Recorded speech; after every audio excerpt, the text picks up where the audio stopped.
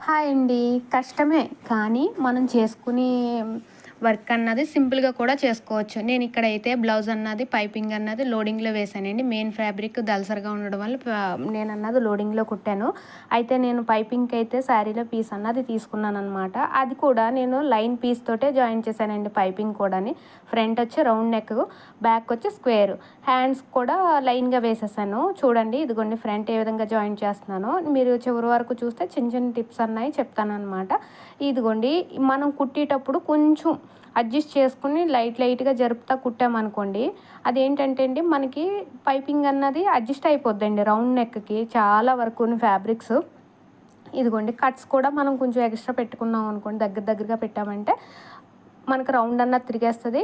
కుట్టేటప్పుడు కూడా అడ్జస్ట్ చేసుకుంటా కుట్టామనుకోండి, ఓ 1 టైమ్, 2 టైమ్ ప్రాక్టీస్ చేశారంటే వచ్చేస్తది. దాని మీద మనం ఐరన్ చేసామంటే రౌండ్ అన్నది తిరిగేస్తదండి. ఇదిగోండి ఈ విధంగా రౌండ్ అన్నది చూసారా ఎలా వస్తుందో. బ్యాక్ నెక్ వచ్చేసేసి సేమ్ అదే విధంగా లోడింగ్‌లోనే చూసారా ఈ మూల కరెక్ట్‌గా వచ్చేటప్పటికి మనం సూది దించుకొని పక్కకు కొచ్చన్నది సైడ్ తప్పించుకొని మళ్ళీ దించి లైన్‌గా కుట్టామనుకోండి, మనకి ఆ మూల అన్నది కరెక్ట్‌గా ఉంటదనమాట. స్క్వేర్ అన్నది కరెక్ట్‌గా పర్ఫెక్ట్‌గా వస్తది. రౌండ్ కింద పోకుండా స్క్వేర్ అన్నది కరెక్ట్‌గా వస్తదండి. ఇదిగోండి ఈ విధంగా తిప్పుకుంటే సరిపోద్దనమాటండి.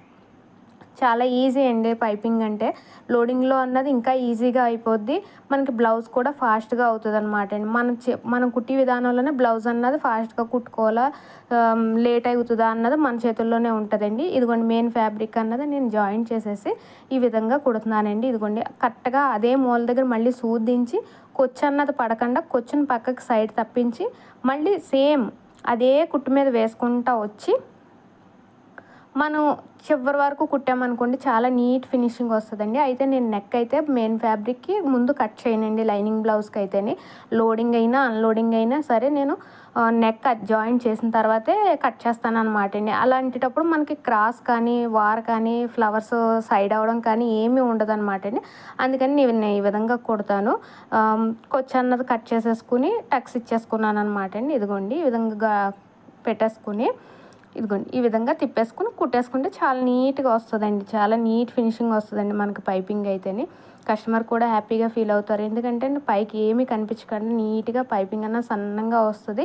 నేను వేసేదైతే 12 నెంబరు పైపింగ్ అన్నది యూజ్ చేస్తానండి థ్రెడ్.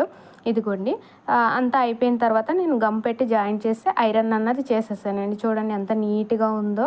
ఈ విధంగా చేసుకుంటే మనకి ప్లెయిన్ బ్లౌజ్ ఎంత టైం పడుతదో అంత టైంలోని ఈ లైనింగ్ బ్లౌజ్ అన్నది కంప్లీట్ అయిపోద్దనమాట అండి. ఇదిగోండి హ్యాండ్స్ వచ్చేసి ఇదిగోండి చాలా నీట్‌గా ఉంటదండి. ఈ వీడియో ఎలా ఉందో కామెంట్ చేయండి.